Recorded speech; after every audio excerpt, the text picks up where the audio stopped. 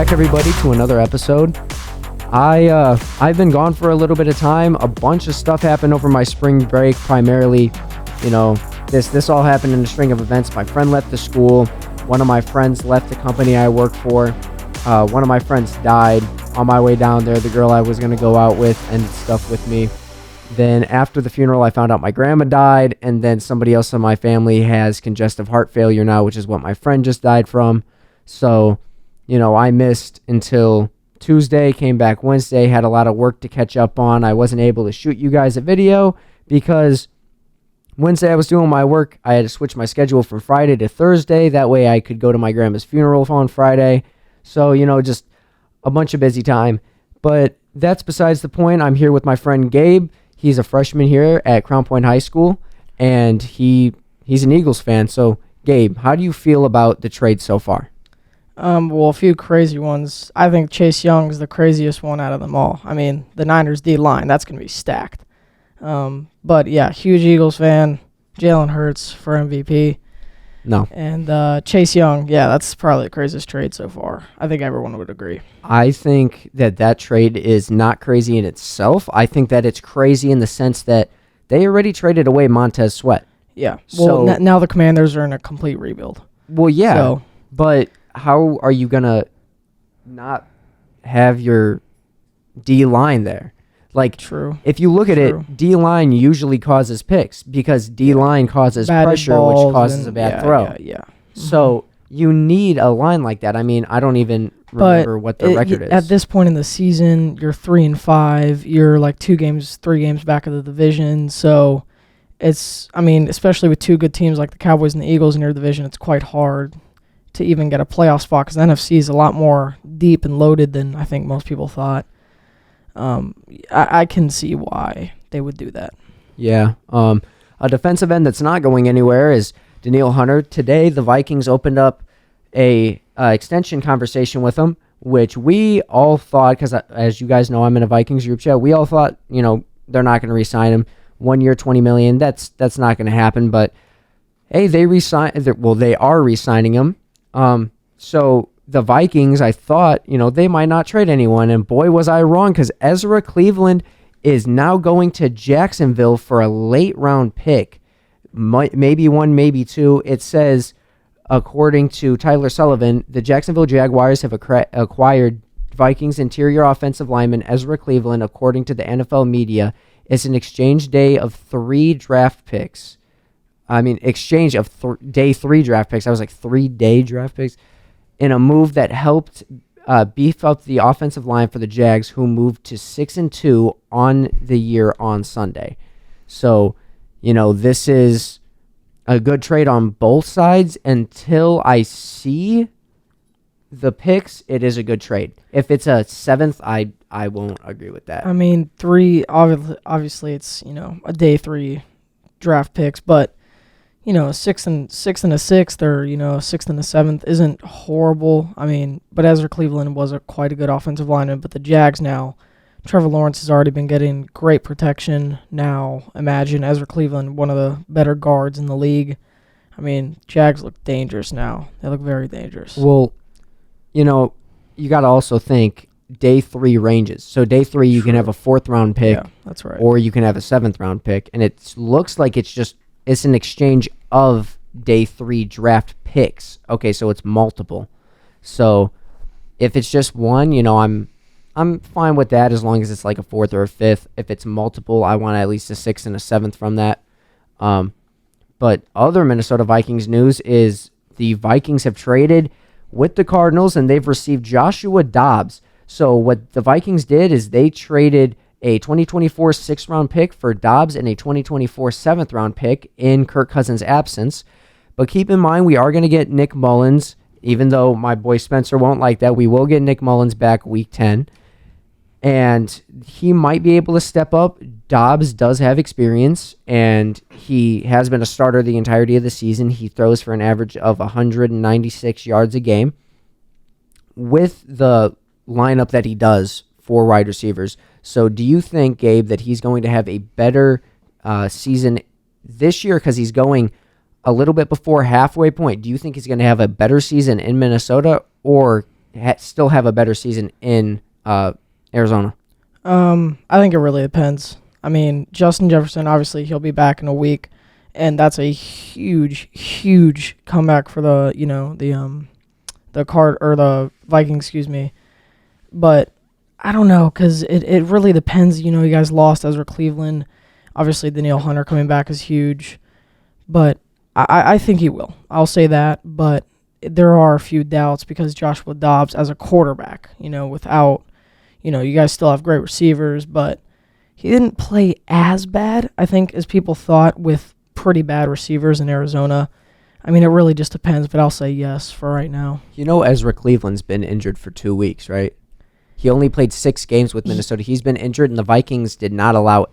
Well, they allowed sacks versus the Packers, but who did they face before the Packers? Let me hear it. Nobody. Are you... Okay. Nobody. Okay. Are you sure about that? Nobody. The only good team they faced was the Chiefs. Nobody. They beat the 49ers 22-17. They did not allow a single sack in that game. Niners are frauds. But they didn't allow a single sack in that game. That's great. Now that they have Chase Young, match you guys up with them now. That's unblockable. Javon Hargrave on the interior, and then you have Bosa and Chase Young, two of probably the best pass rushers, if not the two best, besides Micah Parsons, in the league.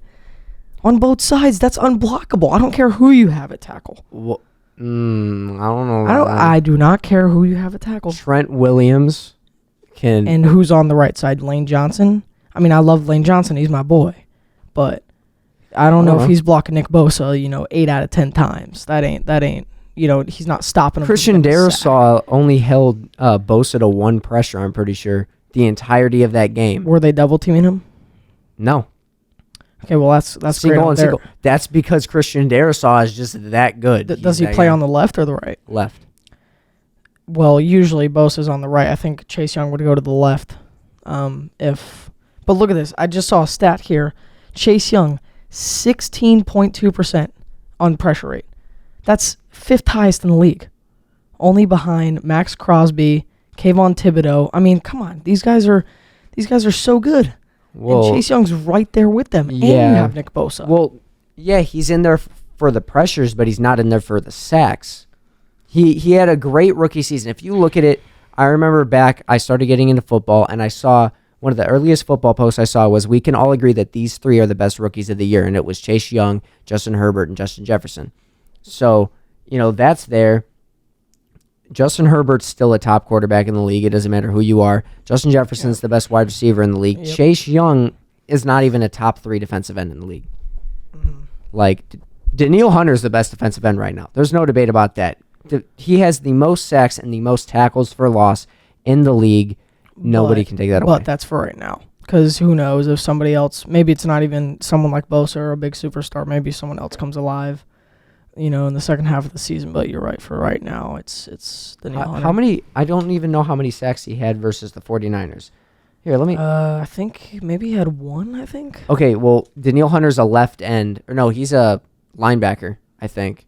Do they classify... Well, he pressures most of the time, but they classify him as a linebacker. He pressures on the left end, yeah. He's like Micah Parsons. They classify Micah Parsons as a linebacker, but he's pressuring all the time. Let me see exactly what is... Yeah, he's a... Danielle Hunter has 12 tackles for loss this year. Is an American football linebacker, a Jamaican-born American football linebacker. So he is a linebacker, but he does like to pressure from the outside. Yeah.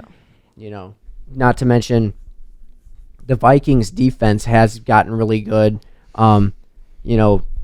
Marcus Davenport, he gets injured by a slight graze of wind. He's injured both ankles this year already. And his backup, DJ Wanham, which nobody actually viewed him as a threat, now is viewed as a threat. He opened up the Bears game with a sack. He has 13 tackles and 4 sacks. He's played really well. He had 2 sacks versus Green Bay, 1 sack versus the Bears, and 1 sack versus Carolina. So every game we've won, he's had a sack in besides San Francisco. Well, yeah, I'm not going to discredit it. I mean, your D-line is really good too. But I just can't stop talking about the Niners. He's not even D-line. He's linebacker. The Vikings linebacking core is the best in the league. I consider him a D lineman. I mean, he comes off the edge most of the time. I mean, they classify him as one. Sometimes he drops in the coverage, but most of the time it's, into to pressure. Yeah, but there's no debate with that. But I mean, I don't know. Back to the trades though. Joshua Dobbs to the Vikings. Even though Joshua Dobbs is on the Vikings are still set to start Jaron Hall versus the Falcons, which I personally like because Jaron Hall will start his first game against a behind-average D-line, just in a behind-average defense, besides, some corners making plays for the Falcons. I don't really see him getting pressured. If you look at him in the preseason, he threw for 56%. He also had like a second and a half to throw each pass because he was behind the Vikings' third-string O-lineman, so it would be hike and then sacked. He had no time to throw it, but I truly, as a Vikings fan, I don't think that the season's over for them. They have a pretty easy stretch for the rest of the season. By the way, I mean, Joshua Dobbs, 5 picks only. I mean, but with a bad Cardinals team around them, possibly receivers dropping passes. To put that into perspective, Jalen Hurts, one of the best quarterbacks in the league, 8 picks. I mean, Jalen turns the ball over like crazy, but 8 interceptions compared to a guy who's been a backup most of his career, 5 interceptions. He may not have the experience that Mullins does, but I mean, he's not played horrible. 5 picks, that's not terrible. You can't have turnovers when you have a backup it's the touchdown interception ratio. True. You're right. He only has 8 touchdowns. But I mean, you can't ask for much more. With a backup quarterback, you can't turn the ball over that much, and he hasn't. He really hasn't. You and I discussed this in Fifth Hour that, each thing, even with Justin Jefferson out, you would rather have the Vikings tight end. You'd rather have Jordan Addison, KJ Osborne, and Brandon Powell over the 3 Cardinals starting wide receivers. Yep. So if you bring JJ into the equation, you move Brandon Powell on the bench, that's also a no-brainer because Marquise Brown doesn't compare at all to JJ, but Marquise Brown does kind of compare to Jordan Addison. Yeah, I mean, Jordan Addison was played really well against the Packers. He's played well all year, to be honest, for a rookie. But JJ, that is a huge person to have back in a critical point of the season. I mean, you guys are 4-4. You're on a little bit of a win streak. A little bit. Well, yeah, you're 3-1 in the last 4, right? Yeah. So you guys are on a roll right now, and it's so tough because you lose Kirk at such a terrible time. I mean, you guys were just starting to get hot. Now you bring in a backup, and it was also Kirktober. So, yeah. Like you said, Hall probably most likely to start. Now you're bringing a rookie quarterback who hasn't played at all much. But with Justin Jefferson, anything's possible. Yeah, I mean, you said that Jordan Addison's played really good this season. And if you look at it, versus Tampa Bay, 61 yards, week 2, 72, week 3, 52, then week 4, 0 yards, week 5, 64, then 28, then you're starting to think, maybe not, that's the first game since Justin Jefferson was out versus the Bears. The Vikings had a real problem there. And the reason I think that they had a problem was because Jefferson is that guy that he will draw away a linebacker and a safety. So instead of playing an 11-man defense, you're playing an 8-man defense. So that the Vikings haven't played a actual defense like that in years. So I mean, Jordan you guys Addison did play the Niners defense. Yeah, well, that was week 2, and we played the Niners defense, and we won by 5 points. Yeah. Cameron Bynum had 2 picks that game. He was defensive player of the week. But that game, Jordan Addison had 123 yards, and then the next week against the Packers, he had 82. So so far on the season, he has 7 touchdowns, which is amazing. I mean, if he gets, I think he actually has more touchdowns this season already than Justin Jefferson did have last season. Yeah. So I mean, he's playing really well for a rookie wide receiver. And by the way, I'm looking at it right now. You guys have won 4 of the last 5, actually. You've won 3 in a row, 4 of the last 5, and the only loss in that streak was against the Chiefs, which was a bullshit game. Yeah. That game was bull because the Chiefs should have been called on those penalties, but I mean, Well, me and you kind of had a debate about that, but no, we did not. I didn't really agree with the pass interference. The taking off the helmet, of course. The taking off the helmet and But the the illegal pass hands to the face. The illegal hands to the face, I too. think it was roughing the passer. Okay, Kirk got smashed. it was I mean, roughing the passer, and you saw that illegal hands to the face. He jammed and his I head agree back. with that. But in real time, refs and all that, maybe. But But still, they that pass interference. they threw a flag for pass interference when and then picked it up. Okay, so when they do that, it's because they'll review a play, and they reviewed the play, said, hey, there's no penalty on the play, which is kind of touchy. I don't know. Like, the Vikings should have won that game. The Vikings have not played bad all season. Lost by 3 to Tampa Bay. Tampa Bay's been really good this year, and Tampa Bay also knew our defensive signals in the second half. Then we lost by 6. Only a touchdown Yeah, to us. Yeah, by 6 to your Eagles. And we had 4 turnovers. Versus the Chargers, I think we had 3 turnovers. We might have had 1, but we lost by 4, and we were on a game-winning drive. Then Carolina, we ended up winning. Chiefs, we ended up losing, which was bull. Then Bears, we played. It was a tight game. You guys aren't beating the 49ers next week. We beat the 49ers, and then we beat Green Bay by a 2-score margin. I just heard some fighting words. You said we're not going to beat San Francisco? No, I said that people were saying that about us. Oh, yeah, We beat the Bears. We beat the Bears by 6, and they're like, you guys aren't beating San Francisco, and they beat San Francisco by 5. So, the Chargers game and the Eagles game, my dad's always told me, and I agree with it, if you can have 3 turnovers, 4 turnovers, even 2 turnovers, and lose the game by less than a touchdown, which you guys did against the Chargers and the Eagles, that's very impressive. That's a sign of a good team. The Eagles have done that all year. However, against the better teams, you guys didn't turn the ball over much against San Francisco. You only turned it over once, almost twice, but you only turned it over once. So against the better teams, you need to limit those turnovers. Against these teams like Green Bay and Chicago and Carolina, it's okay to turn the ball over 3 times, and you could probably eke out a win, maybe only lose by 4 points. But against those good teams, you guys don't have a super tough schedule. But no, not at all. But against those tough teams, possibly in the playoffs, you just can't do that. You can't turn the ball over. Look at the Vikings, like next game. Cincinnati and Detroit are the only hard ones. I don't know about even Cincinnati. Well, Cincinnati looked really good against San Francisco. Cincinnati has the second-ranked hardest schedule. So if they start doing bad, they could, and they know they're not making the playoffs, then they'll just drop the entirety of the season. But they have Joe Burrow. And with Joe Burrow, I mean, in my opinion, he's the 3rd best quarterback in the league. Well, I'm pretty sure the Vikings have their bye week after the Bears. So they're going to face the Falcons, Saints, Broncos, Bears.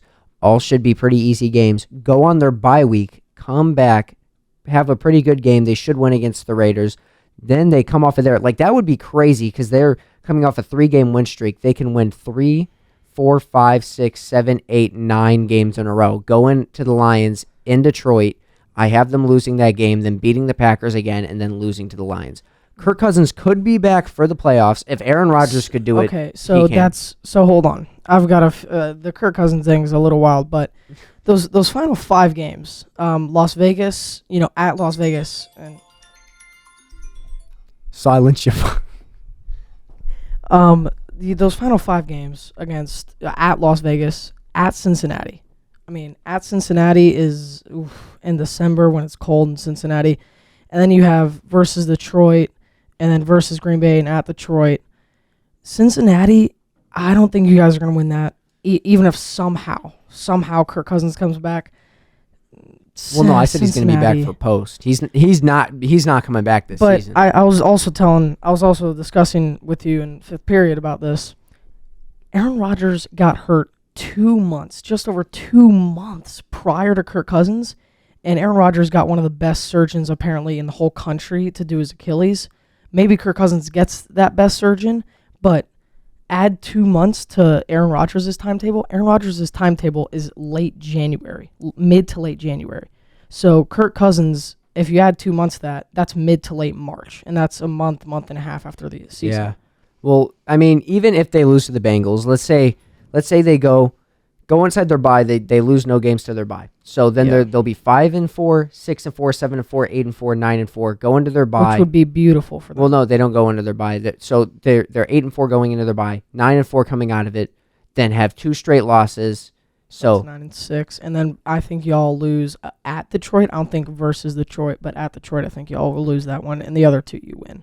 Okay, so we're gonna end the season at 11-6, which is that's playoff. Yeah, that's playoff, and depending on how the Lions play, could be division, but the Lions would really have to collapse. Lions should win the division. The Lions would have to collapse in order for you guys to win the division. I actually said my prediction wasn't that far off. I said that my division rankings went Detroit. I said Detroit was actually going to go 11-6. Vikings were going to go 10-7.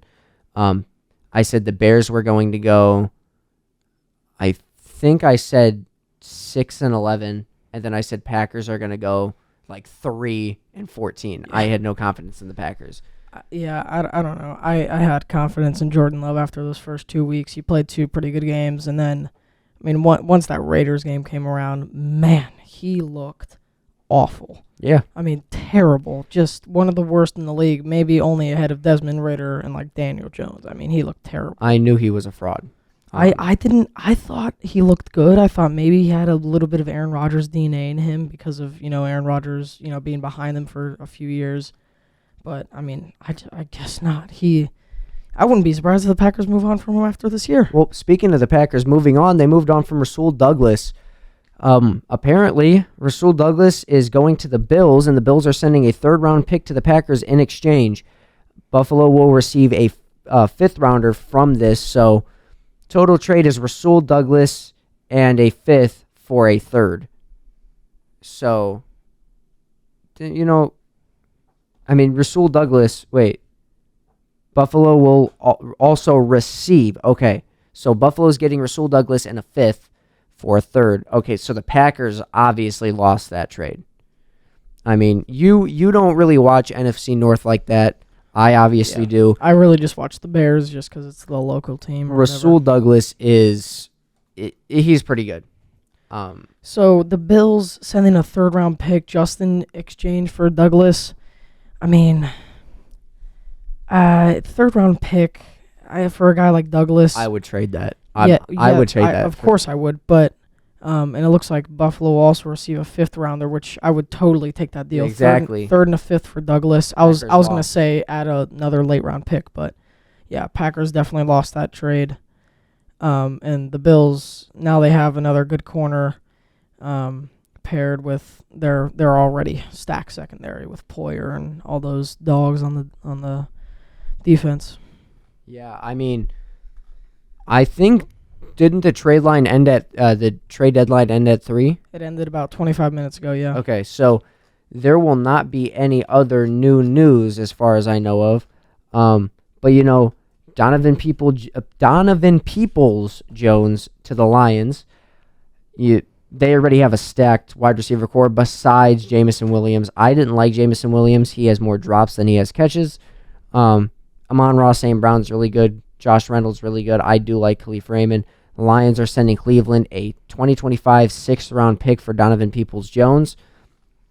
That I truly believe no team lost this trade. Donovan Peoples-Jones, he's not the best player, but he's not bad either. Like, just look at his stats. On this year so far, he hasn't really gotten any chances, so he only has 8 receptions for 97 yards. He hasn't had that many chances, so, he's played in all his games. First game, 2 targets, 1 reception, 4 targets, 1 reception, 4 targets, 3 receptions, 4 targets, 1, 0, 3, 2. He just hasn't really gotten those throws towards him. But I don't know, Cleveland did get what they got for him. Cleveland drafted him inside the 6th round, and they have a 6th-rounder for him. So I still stand by the point that the Commanders trading away their entirety of their D-line is wild. I don't know. Have the Eagles done any big moves? Well, besides Kevin Byard, but that was about a week ago. But Kevin Byard, that's a huge help to the safety core, the secondary. By the way, the Donovan Peoples-Jones trade, a 5th rounder. I don't know, Donovan Peoples-Jones. He was, like you said, he wasn't getting too many opportunities. He was kind of on a just meshed up Browns team, obviously with P.J. Walker. Obviously that team's defense, the Browns, very, very good defense. However, I don't know. I feel like a 4th would be appropriate. I would have to give the Lions the slight edge on this trade, but a 4th and I'd have them tied. And a 3rd, I'd give the Browns the win. I would say that the Browns won that trade. Me personally, Browns drafted him inside the 6th round. Lions gave them a 6th round. So, it's basically a 6th for a 6th. But he just hasn't gotten those opportunities until he can hit a peak. It'll have to stay that the Browns won that trade. Yep. So, yep. So it is now no longer snowing outside, which is good. Yeah, it's lightened up now. It's a little dark, but no more snow, which is kind of sad for a guy who's new to the area. I really like snow, especially that light snow like it was today. Yeah, you like that until you live here. But anyway, time to go over some scores throughout the league. So the Bills beat the Buccaneers. I'll give my predictions for, I'll give my win-loss record for this week. I said Bills over Bucks. I said Jets over Giants, so far I'm 2-0. Jaguars over Steelers, 3-0. I said Commanders are going to upset the Eagles by 3. I could have seen that. 3-1. Didn't happen. Rams under Cowboys, so now I'm 4-1. I said Cowboys are going to beat the Rams. Vikings over Packers, I won that one too, 5-1. Titans over Falcons, now I'm 5-2, because I thought Falcons were going to lose that. Dolphins, Patriots, I knew the Dolphins were going to win, that's 6-2. Then Saints over Colts, 7-2. Panthers over Texans, 7-3. Seattle over Browns, 7-4. Now I'm falling off. Bengals and 49ers, 7-5. Broncos and Chiefs, 7-6. Ravens and Cardinals, 8-6. Chargers over Bears, 9-6. And then Lions over Raiders, 10-6. So I didn't end that bad, but I don't know. 10-6 isn't that bad of a record. No. It's not horrible. I'm not going to go through my predictions, but a few surprises that I had. I thought the Niners would win in a close game. I knew Joe Burrow, now that he's healthy. And I was so surprised. Although I'm a Cowboy hater, I was very surprised with the Rams game. I know Stafford was hurt, but he always plays through pain. I mean, he's a tough guy, but I was surprised. The Vikings game, I got to be honest, was not surprised. Coming into this week, I knew the Packers were terrible. And talk about a slugfest. I mean, Jets, Giants, horrible, horrible game of football. I mean, that was just terrible all around. I don't know if you saw the ending. No. But that was just horrible football. No, I was watching my Vikings play. Yeah, the Giants had -9 passing yards. At the end of the game. Yes, at the very end of the game. That was How do they score 10 points? Exactly. How? That's I think they're throwing they're throwing screen passes with Danny DeVito all the time because Tyrod Taylor came out with a rib injury. He's now in the hospital. Prayers up to him, but screen pass.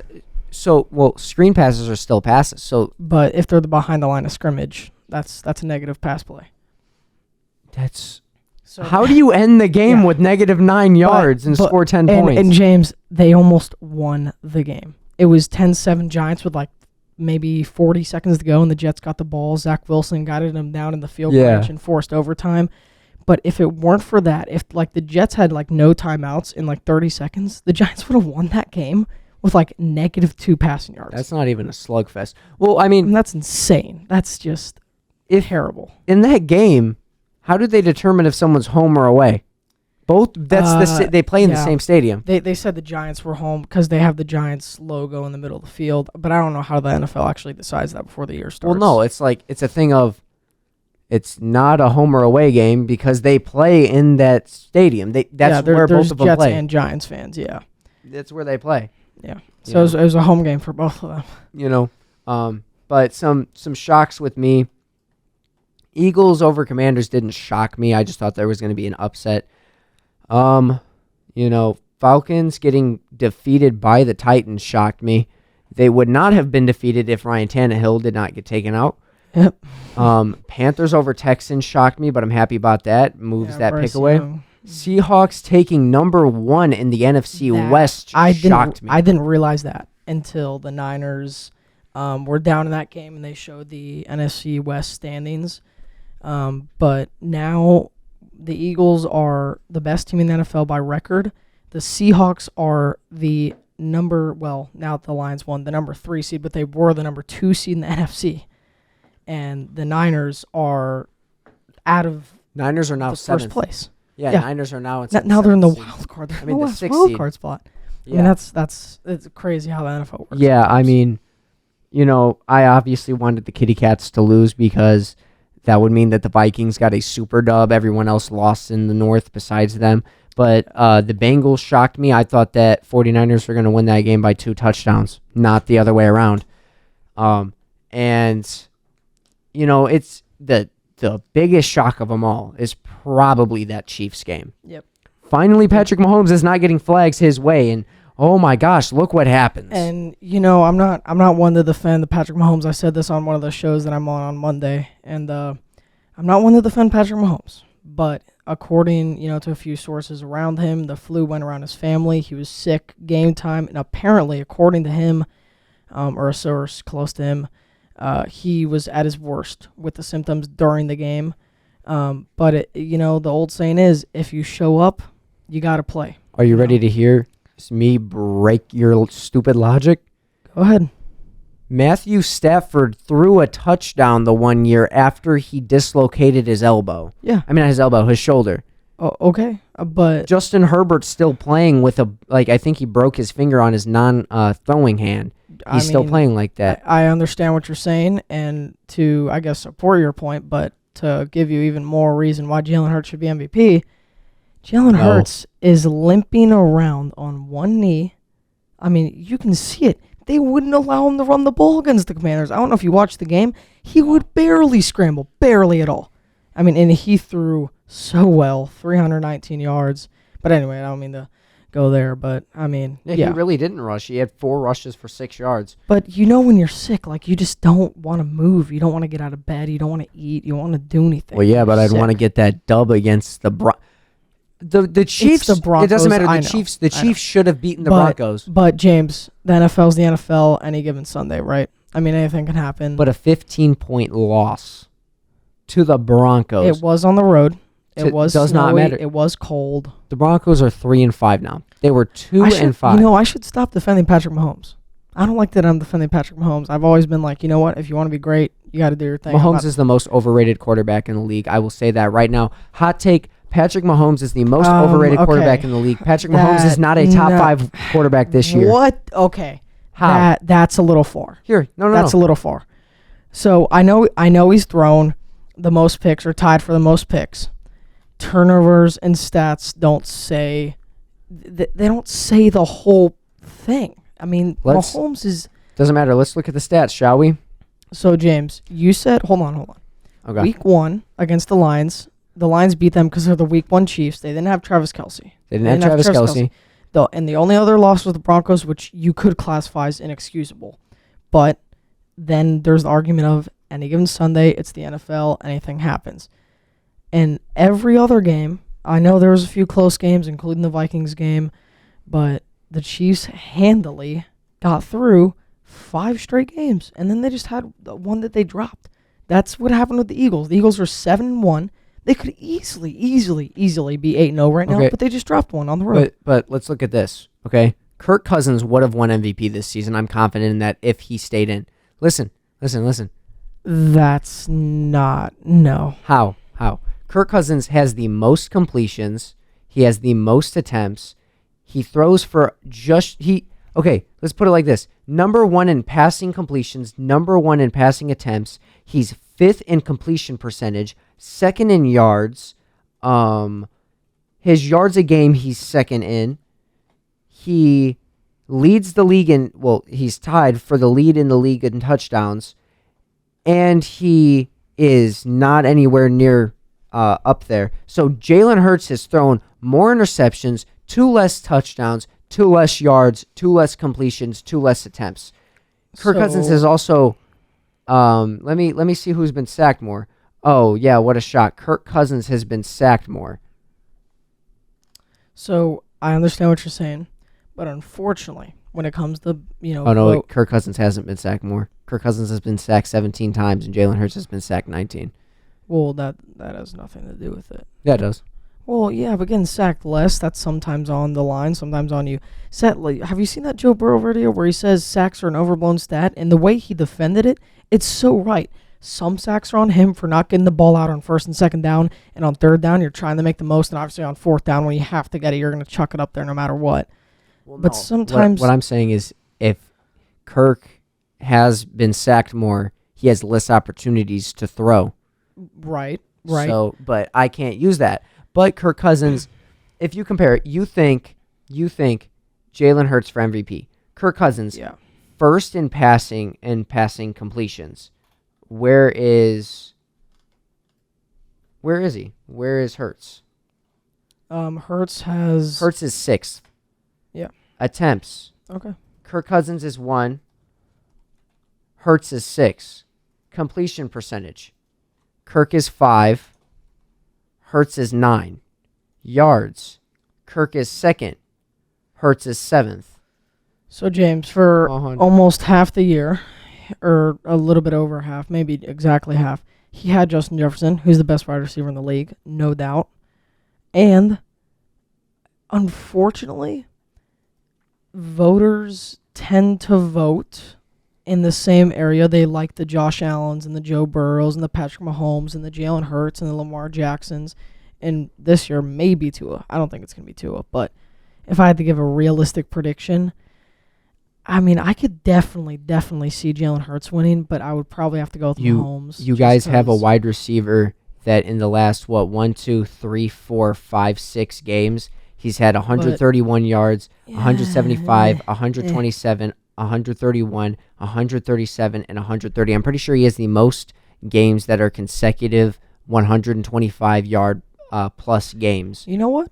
I agree. So know what? He should because he has the weapons, so he should. But Kirk Cousins, back to the stats. Kirk Cousins 1st in touchdowns. Jalen Hurts 6th. Kirk Cousins has less interceptions than Jalen Hurts has. I totally agree. You know what? I'm leaning to your side. The stats, it could defend some stuff. I haven't watched too many Vikings games, but Kirk Cousins has also thrown more. I can see more why. times. But I'm looking at the NFL MVP odds right now, and now that I'm hearing you say this, I am thinking it's kind of crazy. The top 4 are Mahomes plus 270, Hurts plus 350, Tua plus 370, and Lamar plus 600. I mean, I can't see the 5th one, but I mean, after what you've named and what you've said, I mean, I can't see but he's out for the rest of the year now. So if I can find the odds, okay, these are the odds for Defensive Player of the Year. This is why the odds are bull. Myles Garrett plus 200, Micah Parsons plus 200, T.J. Watt plus 250, Aiden Hutchinson plus 1,800, Sauce Gardner plus 3,000, Fred Warner and Chris Jones are both also plus 3,000. Nick Bosa is plus 3,500. Max Crosby is plus 5,000. And Daniil Hunter, leading the league in sacks and tackles for loss, is plus 6,600. They're probably taking into consideration how the rest of the year is going to play out. Right now, Daniil Hunter is playing out of his mind, and so is Myles Garrett, to be fair. But they're taking into consideration the rest of the year, and same with quarterbacks. Mahomes, like we've seen, can carry a team to like a 13-4, 14-3 record, and like last year, guided them to a Super Bowl. And same with Myles Garrett and Nick Bosa. They've shown to be consistent and get all these sack numbers and everything. But who do the Vikings face for the rest of this year that actually has a good O-line? Yeah, but Kirk Cousins is out for the rest of the year, though. But that doesn't affect defense. That gives more. Yeah. That gives more. Oh yeah, Danielle Hunter. I think he's going to go on a tear because you're right. The only good-ish offensive line he plays is Saints, but they're very ish kind of. Well, they're not even, great. Even with it's obviously known that the NFL hates the Vikings. I mean, Kirk Cousins could throw for 6,000 yards. Say the same about the Eagles. Well, no. Jalen Hurts was in the MVP conversation. Kirk Cousins could throw for 6,000 yards and 60 touchdowns. Okay, maybe not and that he still would not be like that. Kirk Cousins said one time in an interview, I forgot whose quote it was, but it was something along the lines of, if my critics saw me walking on water, they would say it's because I can't swim. People give Kirk Cousins so much crap, even though this year he has proved that he is a top 3 quarterback. Patrick Mahomes is not good this year. He's been bailed out by the refs multiple times. He's still not that good. And it shows, if you compare quarterbacks, Kirk Cousins... James, you know what? What? Will you allow me to go on a stat rant? Yeah. Patrick Mahomes, drafted in 2018, right? He came in, replaced Alex Smith. You know, they're great, to be honest, for the Chiefs. And he comes in and immediately, after 1 year, wins the Super Bowl. I mean, Kirk Cousins is 1-0, and he was with an all-right Redskins team that kind of, went in and out of the playoffs. But Patrick Mahomes, you can't deny his greatness. I mean, he's already so good early in those careers, won 2 Super Bowls in 6 years, and he's made it to another one in Super Bowl 55. I mean, and the guy had like a 50,000 pass yard, or 5,000 pass yard season and 50 touchdowns. I mean, Kirk has had some good years, and he's having a good year right now. But of course he's hurt. But Kirk Cousins' peak and Patrick Mahomes' peak do not compare at all. Do not compare. Patrick Mahomes' peak is way up here, and Kirk Cousins' peak is way below him. Now, Patrick Mahomes is all the way down. His deep, dark hole is probably much deeper and darker than Kirk Cousins is. But the peak, nowhere. Kirk is playing the best season of his career this year, though. Just like Justin he's Jefferson. Hurt, though. Just like Justin Jefferson. Justin Jefferson was on the road to hit 2,600 yards. And unfortunately got hurt. I would have loved to see that. But Tyreek Hill now is on pace to break the record. 1964 was Calvin Johnson's, and he's on pace to have like 2,100 or so. I mean... Well, no, but you got to look at it. I actually used to like the Chiefs, okay? I liked the Chiefs and I liked the Vikings before. I no longer like the Chiefs solely because of the refs. Patrick Mahomes gets so many second chances because of the refs. If the refs actually took and let the people play the games, it would be, perfectly fine. But before we switch to something else, I'm going to compare something. Is it more Kirk Cousins stats? No. But it does have to deal with... the Vikings. No. Justin Jefferson? Nope. Jordan Addison. Yeah. I said it doesn't have anything to do with the Vikings, and you keep on guessing Vikings players. Danielle Hunter. No. Okay. Patrick Mahomes. So... Jalen Hurts. Russell Wilson. Why are you bringing up Russell Wilson? Russell Wilson... He's played last season, he played better than Patrick Mahomes. And, well, not even last year. This year, he's thrown less yards, more touchdowns, and less interceptions. And he's behind, the 32nd ranked defense. Patrick Mahomes is behind the 2nd ranked defense. Oh, Patrick Mahomes is so good, blah, blah, blah. Russell Wilson's washed. Maybe if Russell Wilson didn't have to be on the field 24/7, he wouldn't be washed. There's people that defend Russell Wilson, and I would consider myself like a half Russell Wilson defender. My friend Michael's he's a Russell Wilson fan. I mean, but I've kind of defended him on and off. But let's be real. Russell Wilson has not played well. You can talk about a support system. He hasn't played well, and his support system's a huge part of that. But I mean, Mahomes, I don't really know what to make of your point. Well, the make of my point is it's just it's a hot take of mine. That Mahomes is not good. Mahomes is like Brady. Both of them were behind a great O-line, and they had a great defense to bail them out of trouble. But isn't that what good organizations do? They build up the team around their franchise player. does not make them the GOAT. Me personally, I say Joe Montana's the GOAT. Me personally. Well, he played on a team, maybe not on the offensive line, but he played on a team with Ronnie Lott, okay? One of the greatest, Jerry Rice. if not the greatest, Jerry Rice. I mean, come on. Like, we can make the same argument for Brady. We can make the same argument for basically every quarterback. Nah, Ryan Fitzpatrick's the GOAT though. Nah, because bro hits. Yeah, he's inside like the top 30 all time in passing yards. Yeah. And he's never been a starter. Yeah, Matt Ryan, by the way, I think he's underrated. Drew Brees is one of the best quarterbacks of all time. Yeah, so is Phillip Rivers. I think he's third, fourth best. Peyton Manning's actually. He's probably the best quarterback of all time. Peyton Manning. Only 2 Super Bowls. Super Bowls don't matter. So let's skip into our next segment while I merge it in. The NBA. If rings matter for the NFL, then by your account, then Bill Russell is the best NBA player to ever exist because he has 11 championships. There's always that argument. By the way, if LeBron wins one more ring, LeBron is not the GOAT. Don't even say it. No, he's not the GOAT right now. Don't even say it. He's not. He's never going to be the GOAT. Don't even say it. Hold on. Did you see him dying on the side, like the side of the court? Let me make a quick point. If LeBron wins one more ring, I think he'll be the GOAT. Just listen for a second. 5 rings, 20, maybe 21 years by next year. Maybe he gets to play with his own son.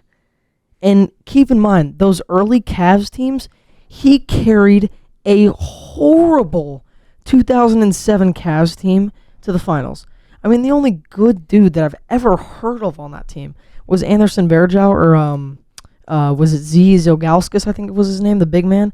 But when he went to Miami, he won those 2 championships. He had loads of help. But then he goes back to Cleveland. He goes back to Cleveland into a total mess again. And the only guy he had around them, I mean, I guess you could add in Kevin Love, but Kyrie Irving was really the only guy. And Kyrie Irving came up clutch in the finals, in the 2016 finals.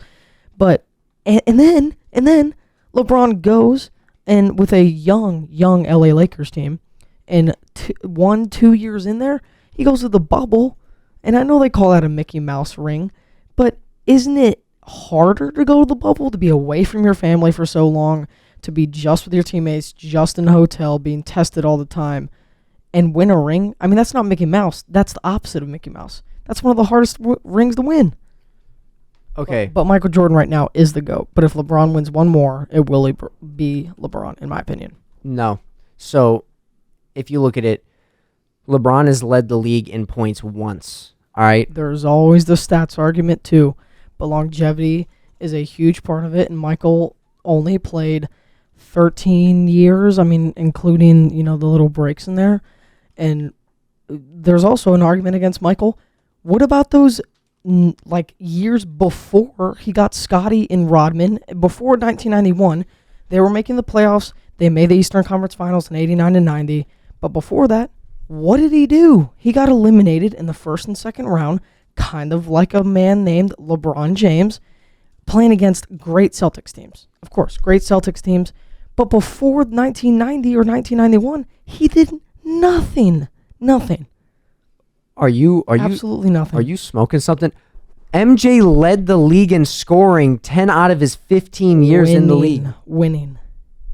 He still led the league in scoring. LeBron only did it once. Take defensive. Who do you think is a better defender, LeBron or Michael Jordan? Michael Jordan. Okay, exactly. Who's a better scorer, LeBron or Michael Jordan? LeBron. There's no way. LeBron has the most points in NBA history. Does not matter. How does that not matter? He scored the most points out of any single man that's come to the NBA. Kareem is the best scorer of all time still. But LeBron has more points. That doesn't matter. He's played longer. Okay, he's played longer. Exactly. He's had more time. So why didn't Jordan play longer? If he's so great, why didn't he play longer? Why didn't he play until he was 41? Because LeBron probably loves to stay in the game. Jordan wanted to leave. Okay, so he got tired. So LeBron never gets tired. So Megatron isn't up inside the GOAT discussion. He absolutely is because because of the numbers he put up in such a little time. Jordan put up probably more numbers on a ratio in the amount of time he played than LeBron, but LeBron has played way more and done way more in terms of points and scoring. I mean, scoring, it's LeBron undoubtedly among any NBA player, including Jordan, including Kareem too. If you want to make that argument, I mean, LeBron, by the end of his career, might be over 40,000 points. You understand how crazy that is? If you asked an average NBA fan in the 1980s, if there was a young kid from Akron, Ohio, 18 years old, coming into the NBA, and he scored 40+ thousand points over, 23 years, they would call you nuts. They would send you to another dimension. Nobody, but it doesn't matter. LeBron could hit 40,000. He still wouldn't do what Kareem did. What did Kareem do that LeBron hasn't done? How many threes did Kareem hit in his entire career? None, but Kareem. One. He hit one. Nobody will ever make more baskets than Kareem did. Kareem is the best scorer of all time.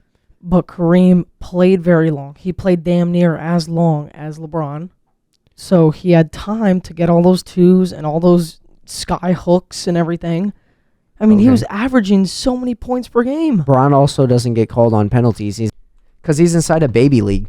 I mean, you can't compare it. I mean, Jordan will never be surpassed in greatness. I truly believe that. Before we switch back to NFL, I also want to touch a little bit on hockey. I know that you're not a big hockey guy, so I'll just take this. I just little follow bit of the apart. Kraken. But the Blackhawks, man, whew, they got hurt. I mean, they got after beating the Golden Knights. Yeah, I mean, how do you beat the Golden Knights? And the Coyotes they're a good team, but they're not that great of a team. And you guys lose by 7 goals. I was betting on this game. I took the under on 5.5 goals. Why? And 9 goals, 8 of them by... And, dude, Bedard scored in the first, 20 seconds.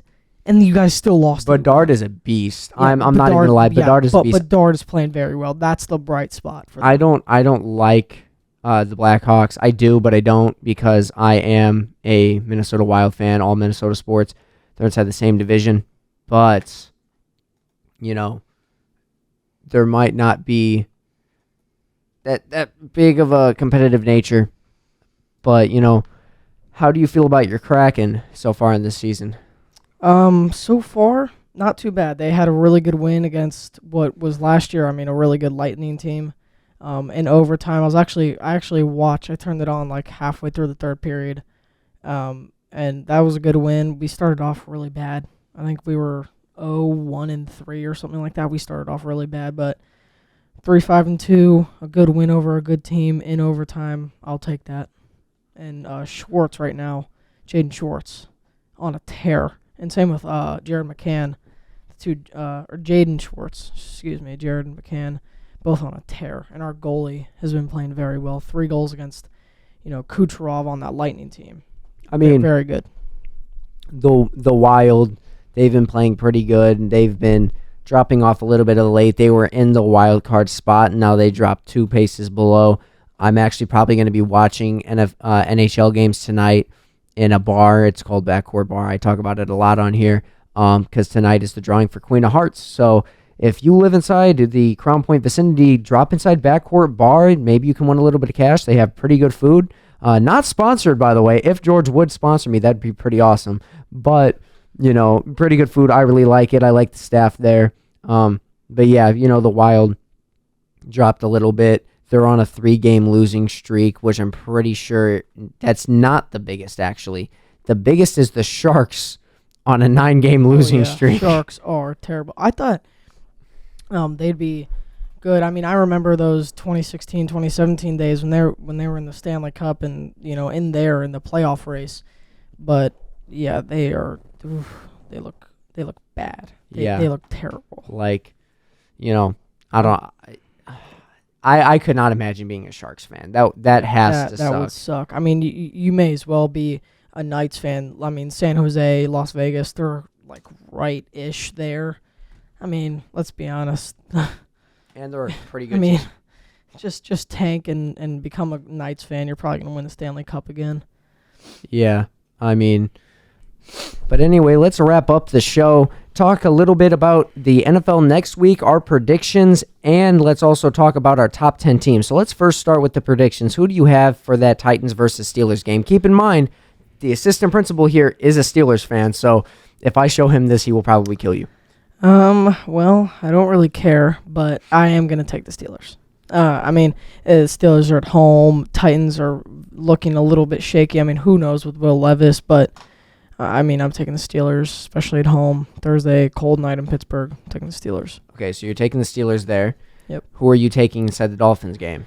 That is an interesting one. Those are two of probably the best teams in the AFC. In London, I am going to take the Chiefs, though. I think the Chiefs will be able to lock down Hill, and they'll come away with that.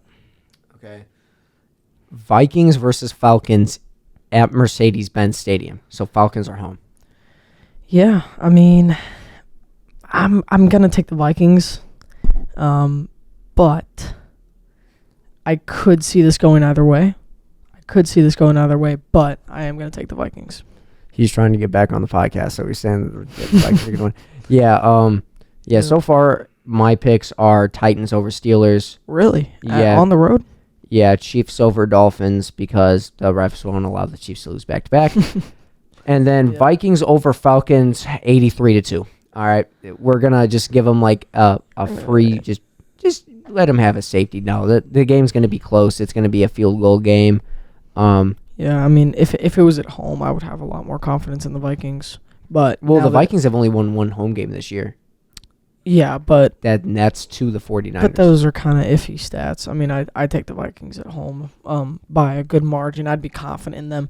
But on the road, I could see this going either way. Bears Saints, who's winning that? Well, you had Tyler on the pod, and he's a very passionate Bears fan, but I'm going to have to go Saints here. It's in New Orleans. Bears, Tyson Bagent. I don't know. Saints. Yeah, I'm choosing the Saints there too. Rams or Packers? That is interesting because the Rams looked horrible, and who knows what Stafford's going to be like, and it's in Green Bay. But I'm just going to take the better team because Jordan Love obviously not playing well, like I said earlier, so I'm taking the Rams. Okay, so Rams are going to be taken there. I'm going to take the Packers in that one. So far, you and I only disagree with the Titans and Steelers and Rams and Packers so far. Yep. Commanders or Patriots? That's also an interesting one because after losing Chase Young and Montez Sweat, but it is in New England, Bill Belichick, his defense and everything. But I am going to go with the Patriots. I think they'll upset. Or, well, maybe they're the favorites, but I'm taking the Patriots. Yeah, I'm going to take the Commanders. I thought the Commanders were going to win the division a couple years ago. Huh, after really? They had you remember that really good season they had? Yeah. I also I had the worst take of all time. I thought the Panthers were going to win the division this year. So did I. But Seahawks or Ravens? That, besides the Eagles game and maybe the Bills game, is probably the game of the day. And we can see what the Ravens did. It's in Baltimore.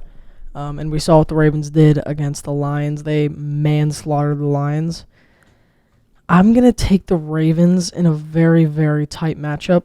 But I could also see this one, just like the Vikings game, going either way. But I'm taking the Ravens. I'm taking the Ravens also. Buccaneers or Texans? Texans coming off of a loss. Yeah, and C.J. Stroud did not play well in that loss, but it is in Houston. Tampa's not playing super hot right now. I'm going to take the Texans. I'm taking Bucs. I honestly think Texans are going to go 0-2. That Swiss cheese O-line is going to get targeted in this game. Yeah. Cardinals or Browns? This one should be pretty easy. Yeah, Browns. Their offense may not do enough, but their defense is going to do plenty of enough. Yeah. It's going to be Browns. I think they're going to win by, even though their offense isn't great, by 2 touchdowns. Colts or Panthers? That's also interesting because it's now that the Panthers are coming off a win. It's in Carolina. I don't know. The Colts are kind of they've lost 2 straight. I'm going to take the Panthers. I'm going to take them. I have faith in Bryce Young. I'm also taking the Panthers. Giants or Raiders? That is a battle of 2 horrible teams. I mean, good Lord, the Giants and the Raiders, 2 horrible teams. And it's in Las Vegas. If it was in New York, I take the Giants. If it's in Las Vegas, I'm taking the Raiders. It's in Las Vegas, so the Raiders it is. I'm taking Raiders by 6. I'm taking Raiders by 6 on that. I could agree with that. Cowboys versus Eagles. So your Eagles versus the Cowboys. And where it's in Philly, right? Yeah, it's in Philly. It's gonna be cold. It's a 3:25 game here Central Time, 4:25 on the East Coast. It's gonna be a slugfest. I think the two defenses are gonna slug it out. I actually have a score prediction for this one. I'm gonna say 17-14 Philadelphia. I think it's gonna be that close. And in Dallas, who knows? Because we almost never beat Dallas in Dallas. But taking the Eagles 17-14. Okay. I'm gonna take the Eagles too. Yeah, I mean, they're a good team. I was the only one that said, because people were saying Dolphins are gonna beat the Eagles. I said, if you remember, I said inside the group chat, Eagles by. I either said Eagles by 10 or Eagles by 14. Yeah, and that's exactly. I had what two happened. scores. I had a 2-score lead for the Eagles, and I was right. So Bills or Bengals? Now this one, I to be honest, no bias. I think Cowboys Eagles is the best game of the day, but this is probably second. There's best. no way the Eagles Cowboys game is the best game of the day. Okay, yeah. So I thought you were gonna say there's. I thought you were gonna say there's no way it's not. No, the Cowboys Eagles game is the. And it's the game of the week. It's the most important because that's basically for the division. If the Cowboys win, they'll only be a half game back. And with the Bills and Bengals, they're not in the same division, and plus the Bengals don't have a great record. Anyway, it's in Cincinnati. This is a remake of the tragedy that happened with Damar Hamlin. Yeah. Sunday Night Football. I'm gonna take the Bengals in this one. I think Joe Burrow, he's gonna show up again at home, prime time. Taking the Bengals by a touchdown. I have Bills by 2. Bills are going to win on a last-second field goal. I could also see that. I was going to say Bills last-second field goal or Bengals by a touchdown, but I give the Bengals the edge because they're at home. And then Chargers versus Jets. Do we know if Aaron Rodgers is going to be playing? Do we know? Well, I mean, the way he's been talking about it. Because he's been up, moving around. I don't even know if he tore his Achilles. I'm going to be honest. I mean, if he can get the greatest O-line in the history of the NFL, he could probably go out there and play. Yeah. But that's kind of a bad Monday night game. We've had 2 in a row, Lions-Raiders, which actually didn't turn out to be a horrible game, but Raiders are not a good team. That's because the Lions are frauds. That's another debate for another day. But Jets-Chargers in New York, I mean, I'm going to take the Chargers. I actually think this will be a closer game than people think. I think 24-20, 24-17 kind of game to the Chargers. But I could definitely see this game going back and forth throughout the game. But I'm taking the Chargers. Jets aren't good enough with Zach Wilson. I'll actually run through my score predictions. So I have Titans 24-10 over the Steelers. Steelers are going to put up back-to-back games like that. I don't see the Steelers really, doing what they usually do. Like, I see the Steelers holding on. I see them see them not doing what they usually do. I see them doing what they usually do, and I see them playing all right against a good team. They did it versus Jacksonville, but I have Titans 24-10, Dolphins versus Chiefs 27-20, Falcons versus Vikings. I think that's going to be like a 24-20 kind of game. I don't think it's going to be super high scoring. I don't think the Vikings offense is going to play well against your defense. I think it's going to be a low-scoring game, a very low-scoring game. I think it's going to be 17-10. I have that low scoring? 17-10. I mean, the Falcons' offense isn't good, but you guys 17-10 Vikings. You guys are only going to put up 17 points. You haven't seen enough from Hall yet, and Justin Jefferson's out. Now I may be, because they do have Dobbs, which has shown skill. So if Hall plays terribly, then they can just put Dobbs in. Yeah, I don't know. I mean, Hall's a little bit questionable. Now that I'm thinking about it, on the road for a rookie, first game starting. I mean, but not against a bad. Not against a good D line. Not against a good team. Grady Jarrett's out. That's right. So they're not. He's not against a good D line with an O line that's been ranked top 10. Yeah, I will still take the Vikings though. But Jaron Hall. Now that I'm thinking about it, I think that's 50-50 or 51-49 in favor of the Vikings. I mean, that's close. Well, if Kirk was still playing, I would have. Vikings I would have the easily. final score like 35-10. Yeah, easily. And with Justin Jefferson, 2 more touchdowns. Yeah. So Bears Saints. That game's not going to be even close. It's going to be 27-10. Rams versus Packers. I have the Packers winning 16-10. No, 16-14. 16-14. They're going to draw another close game. Packers win. That low scoring again? Yeah. Packers don't have a good offense. True, the Rams don't have a good offense. True. Neither team has a bad defense. They just don't have a great defense. Commanders versus Patriots. I think I said the Commanders are going to win on that. I don't want to double track, but I have Commanders winning 21-20. Patriots are going to kick 2 field goals, and Commanders are going to win this game. Seahawks versus Ravens. Ravens are going to win 20-14. I could see that. Maybe 20-17, but yeah, I could see that. I say 20-14. Buccaneers versus Texans. Buccaneers are going to win 21-17.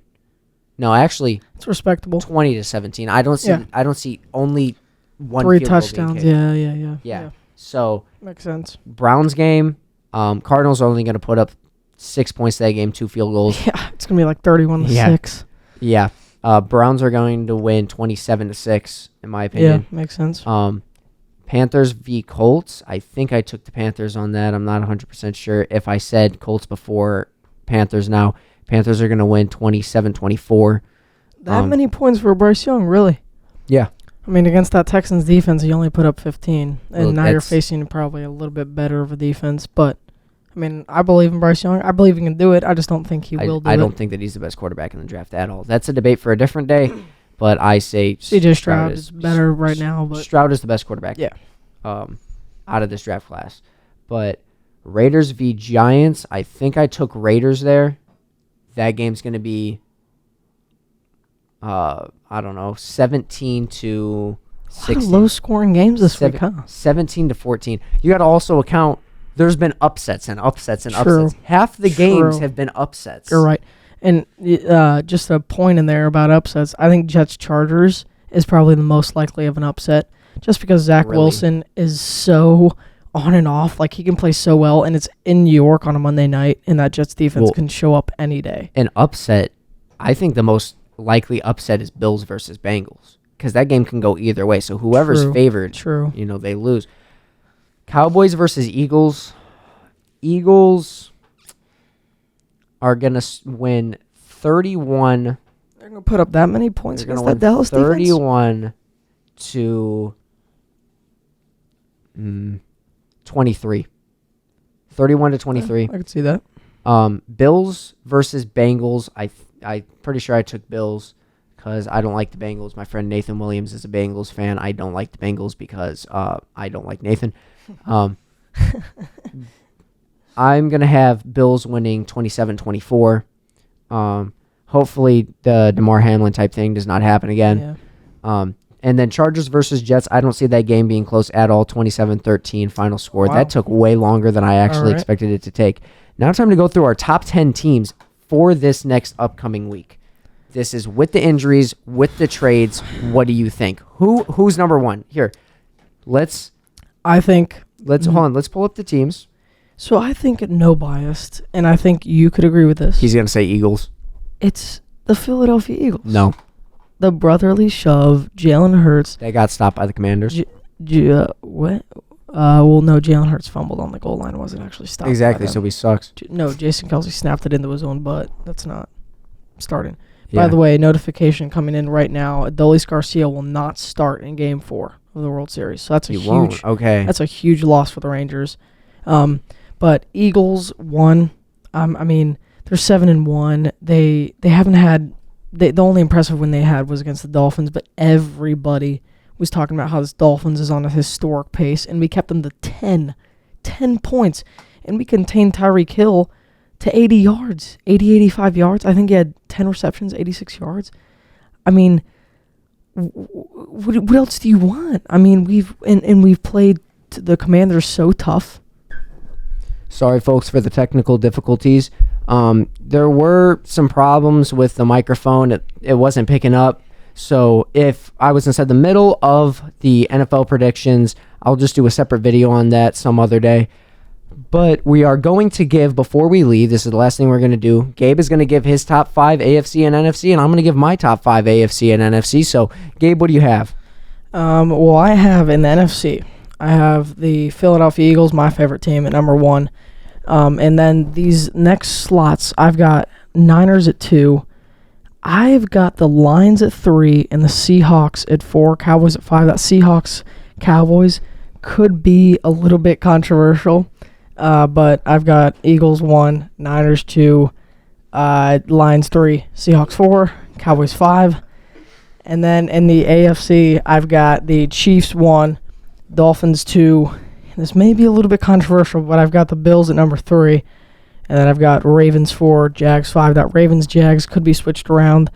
I have faith in the Bills, though. I think they'll rebound. I think they are right behind, or right ahead, of the Jags. My NFC goes 49ers number 1 with those trades. You know, they're just a top team now, especially with their defense. Their defense was already loaded. He's just an Eagles hater. Well, I was going to put Eagles at number 2, but whatever. Well, I don't settle for number 2. Eagles 2. I'll have to go... Actually, no. Eagles 1 because 49ers are on a 3-game losing streak. 49ers 2. That's right. I'm going to have to put Dallas at 3. That's surprising. Then Seahawks at 4. And I don't know who I could put at 5. The teams like that, they just... I guess...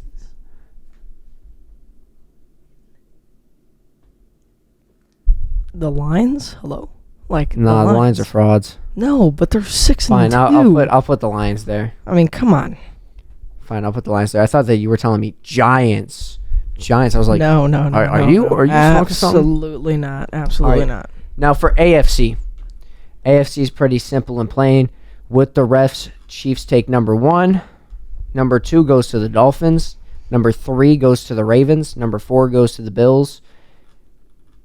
Number 5 is a hard spot. Me personally, I'd have to give that to the Jaguars. Jaguars have really showed off this year. So yeah, I mean that'll wrap it up. Is there any final words that you want to say before we go, Gabe? Nope, I don't think so. But the Eagles will defeat the Dallas Cowboys this weekend, 17-14. Mark it. Keep track of it. Mark my words. They'll win, 17-14. All right. Well, we'll see you later, everybody. It's been a fun show. The longest show I've actually ever done.